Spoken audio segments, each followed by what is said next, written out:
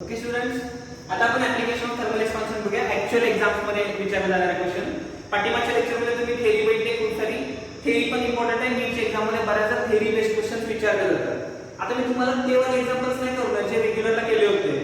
एक मटेरियल दिलंय, त्याचा अल्फा दिलाय, इनिशियल टेम्परेचरची लेंथ दिली आहे, फायनल टेम्परेचर दिलंय आणि त्यावेळेची लेंथ दिली. असले क्वेश्चन मी करवणार नाही.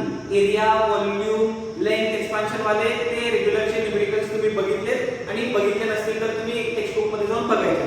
हवे असतील तर दिलेल्या पीडीएफ मध्ये मी एक 2-3 तसले बेसिक स्टार्टिंगचे एक्झाम्पल्स दिलेले आहेत. आता आपण पुढे जाणार आहे आणि जेई वाल्यांचे काही कन्सेप्ट जे आपल्याला विचारले जातात त्याची चर्चा करणार आहे. जेई मध्ये आपल्याला सुरुवातीला काय विचारलं जातं तर मेटॅलिक स्केल वाले क्वेश्चन पण विचारले जातात. आता थर्मल एक्सपान्शन मध्ये बघूया काय होते. समजा आपण काय करायचं, एक मेटलची स्केल घेतली आणि त्या स्केलने काय करतोय तर ऑब्जेक्टची लेंथ मेजर करतोय. हा समजा हा ऑब्जेक्ट आहे, त्या ऑब्जेक्टची इनिशियल लेंथ आहे L0 आणि ह्याचा कोएफिशिएंट ऑफ थर्मल एक्सपान्शन आहे अल्फा1. हे आहे 0 डिग्री T0 डिग्री सेल्सिअसच्या वेळची सिच्युएशन. त्याच वेळेला ऑब्वियसली आपण एक मीटर स्केल घेतले. मीटर स्केलचे जे मटेरियल आहे त्याचा अल्फा आहे अल्फा2 आणि हे ट्रू रीडिंग आपल्याला मिळालं. ठीक आहे, नो इश्यू. पण आता काय केलं आपण तर स्पेशल केसेस बघत झालं. काय होईल तर आपण स्केल जसाच्या तसाच ठेवला आणि आपण काय केलं तर ऑब्जेक्टला हिट केलं. आता ऑब्जेक्टला हिट केलं तर काय होणार आहे, ऑब्जेक्ट ऑब्वियसली एक्सपांड होणार आहे. मग ऑब्जेक्ट जर एक्सपांड झाला तर ऑब्जेक्टची ओरिजिनल लेंथ किती होती असं आपल्याला विचारलं जाऊ शकतं आणि एक्सपांडेड लेंथ आपल्याला देते. त्या केसमध्ये आपण कॅल्क्युलेट करून आन्सर काढू शकतो. बघा कसं. ऑब्जेक्टची लेंथ काय मेजर करणार आपण तर इथं आपल्याला ऑब्जेक्टची फायनल वाली लेंथ मीटर स्केलचा यूज करून रीड करता येईल. ते असणार आहे LT आणि फॉर्म्युला लावायचा L0 * ब्रॅकेट 1 + अल्फा1 डेल्टा T. अल्फा1 हे लक्षात ठेवा. का तर फक्त हा ऑब्जेक्ट एक्सपांड झाला, याचं काही झालेलं नाहीये. आता असलेवाले चेकमुळे क्वेश्चन आपल्याला फारसे विचारले जाणार नाही. क्वेश्चन विचारला जाणार कुठला तर ऑब्जेक्ट ॲज इट इज ठेवला जाईल आणि स्केलला हिट केलं जाईल. स्केलला हिट केले की प्रॉब्लेम येतो.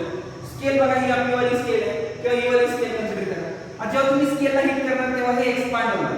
आता हा वाला एवढासा पोर्शन आहे ना, तो असा नव्हता, हा वाला पोर्शन इकडे सरकेल. याचा अर्थ काय होणार, जी ओरिजिनल रीडिंग होती ना त्याच्यापेक्षा आता आपल्याला कमी रीडिंग मिळणार आहे. लक्षात ठेवा. कमी रीडिंग का सर तर आपल्याला माहिती आहे हे 1 इंच जर आपल्याला इथे दिसत असेल तर हिट केल्यानंतर ते 1 इंच एवढं होऊ शकतो. याचा अर्थ 1 इंच एवढी लेंथ जर 5-6 इंचाची दिसत असेल तर ऑब्वियसली नंतर एवढीच लेंथ आपल्याला 3-4 इंचाची दिसेल. म्हणजे हीट वाढवली की मेटल स्केलचं काय होतं तर रीडिंग कमी जास्त होऊ शकतं. हीट वाढवली मेटल स्केललाच हीट केलं तर आपलं रीडिंग काय होणार आहे तर आहे त्याच्यापेक्षा कमी येणार आहे. समजा आपण मेटल स्केलला कूल केलं तर रीडिंग काय होणार आहे त्याच्यापेक्षा जास्त येणार आहे. बट आपल्याला घाबरायचं कारण नाही, ते वाढवलं कमी केलं त्याचं टेन्शन डोक्याला घ्यायची गरज नाही. त्याच्यासाठी एक मी बेसिक फॉर्म्युला बनवून ठेवलाय, एक शॉर्ट ट्रिक समजा आणि हा फॉर्म्युला आपल्याला अप्लाय करायचा आहे. बुक्स मध्ये वेगवेगळ्या सिस्टमनी दिलं जातं, आय डोंट नो, पण आपल्याला काय करायचं तर हे परफेक्ट व्हॅल्यू आन्सर आपल्याला शोधायचे. काय करतात सांगतो. आपल्याला मेजर्ड व्हॅल्यू माहित असते. मग ते सांगतात on heating the scale used to measure give certain reading आणि ती गिव्ह सर्टन रीडिंग म्हणजे काय असणार आहे मेजर्ड व्हॅल्यू. मग मेजर्ड व्हॅल्यू इनटू ब्रॅकेट 1 + अल्फा2 डेल्टा T. हा अल्फा कोणाचा आहे मीटर स्केलचा आहे. मग जर आपण हे कॅल्क्युलेशन केलं तर हे कॅल्क्युलेशन आपल्याला काय देतं तर त्या ऑब्जेक्टची ओरिजिनल रीडिंग देतं.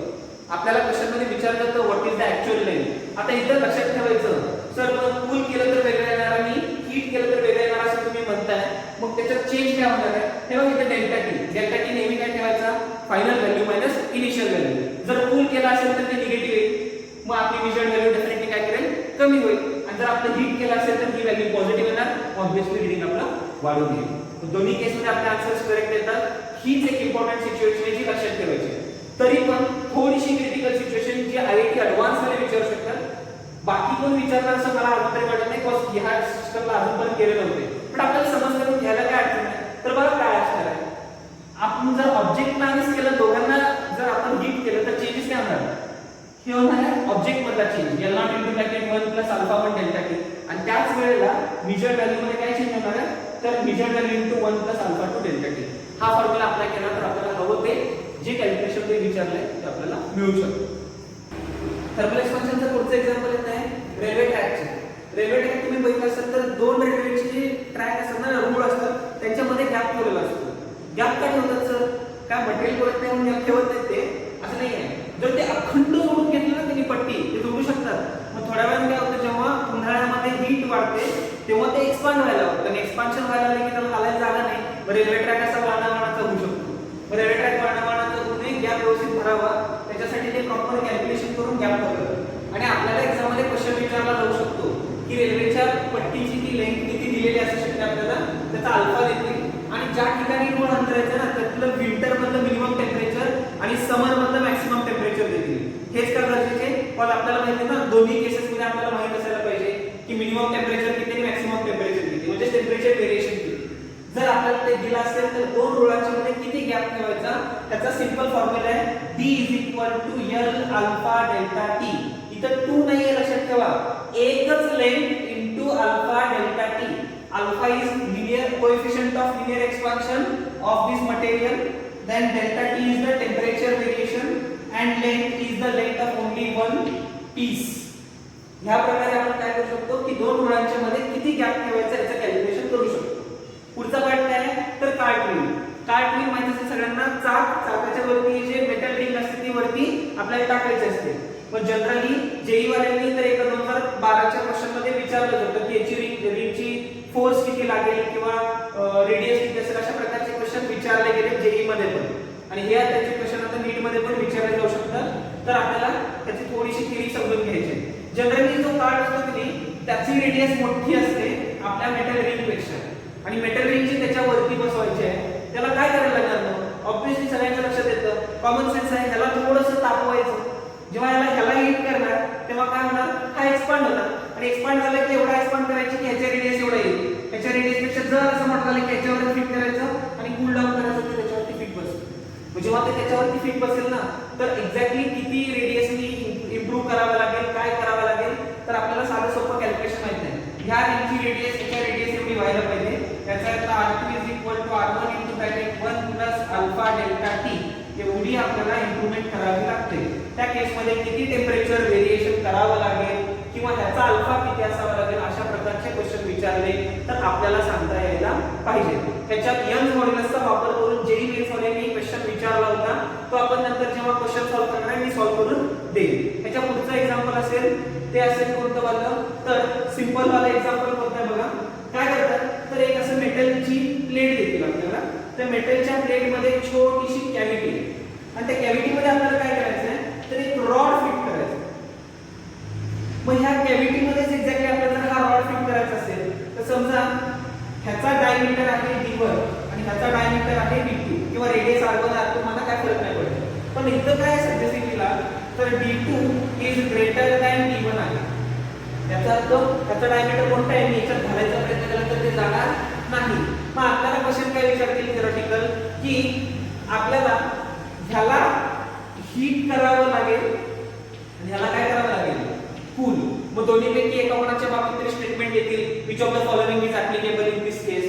In this case what we have to cool the rod or we have to heat the plate. दोन्ही केस मध्ये कोणतीही एक गोष्ट आपल्यासाठी ऍप्लिकेबल असेल. त्याच्यानंतर काय असतं तर कॅव्हिटीचे एक्सपान्शन किंवा लिनियर एक्सपान्शन हे पण एक एक्झाम्पल असतं. खूप वेळेला अशा टाइपचे क्वेश्चन विचारले जातात. ते क्वेश्चन काय असतात बघूया. आपण त्याला म्हणतो फोटोग्राफिक एक्सपान्शन. काय म्हणतो, फोटोग्राफिक एक्सपान्शन. बघूया ते काय असतं. समजा काय केलं तर आपल्याला एक अशी रिंग दिली. हा प्रीवियस इयर मध्ये विचारला गेलेला क्वेश्चन आहे आणि खूप साऱ्या स्टँडर्ड बुक्स मध्ये पण हा क्वेश्चन तुम्हाला बघायला मिळेल की ही अशी रिंग दिली आहे आणि हे डिस्टन्स दिलंय D, त्याच्यानंतर ह्याची रेडियस दिली आहे R आणि आपल्याला विचारलं जातं on heating what will happen. On heating what will happen. इथं गॅप आहे, लक्षात ठेवा. हा गॅप इकडे दाखवतो तुम्हाला. काय होईल, जनरली आपण काय बोलतो की हे हीट झालं की हे एक्सपांड होईल आणि हे कमी होईल. बरोबर आहे ना. This is wrong thinking. This is what wrong thinking. ह्याच्यामध्ये काय होतं ते थोडंसं बघा. आपल्याला काय करायचं असतं फोटोग्राफिक एक्सपान्शन. तुमचा मोबाईलचा कॅमेरा असतो, तुम्ही फोटो काढता आणि नंतर काय करता झूम करता. तसं ह्याला पण झूम करायचं. जेव्हा आपण ह्याला झूम करणार तेव्हा काय होणार बघा, ह्याची लेंथ वाढणार, ऑफकोर्स वाढणार, हे पण डिस्टन्स वाढणार. म्हणजे काय, एक सिंपल सेंटेन्स सांगतो हे कायमस्वरूपी डोक्यात ठेवायचं. Every linear dimension increases on heating or decreases on cooling. म्हणजे एकतर हीट केलं तर वाढणार आहे, कूल केलं तर कमी होणार आहे, पण सगळं सेम प्रपोर्शन मध्ये होणार आहे. चला आणखी एखादा एक्झाम्पल दाखवतो. स्टँडर्ड क्वेश्चन्स आहेत ते सगळे जेईई मेन्स मध्ये विचारले गेलेले, नीट मध्ये विचारले गेलेले किंवा स्टँडर्ड बुक्स मध्ये जिकडे तिकडे तुम्हाला असे क्वेश्चन्स बघायला मिळतील. ही एक मेटल प्लेट आहे आणि मेटल प्लेट मध्ये ही कॅव्हिटी आहे. कॅव्हिटी सगळ्यांना माहिती आहे ना, हा गॅप आहे आणि ह्याची रेडियस किती आहे? ह्याची रेडियस आहे a. त्याच्यानंतर इथून इथपर्यंतचं जे डिस्टन्स आहे ते आहे b आणि ह्याची टोटल जी लेंथ आहे ती आहे c. On heating what will happen? On heating what will happen in this case? Simple.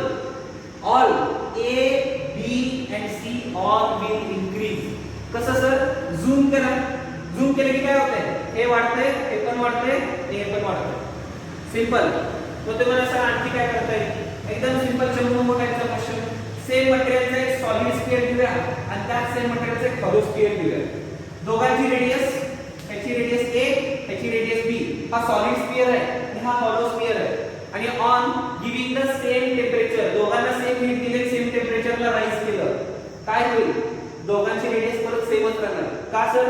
एक कॅव्हिटी सारखं पण मटेरियल सेम आहे ना, ह्याचा अल्फा पण सेम आहे, ह्याचा अल्फा पण सेम आहे. ऑब्वियसली काय होणार आहे?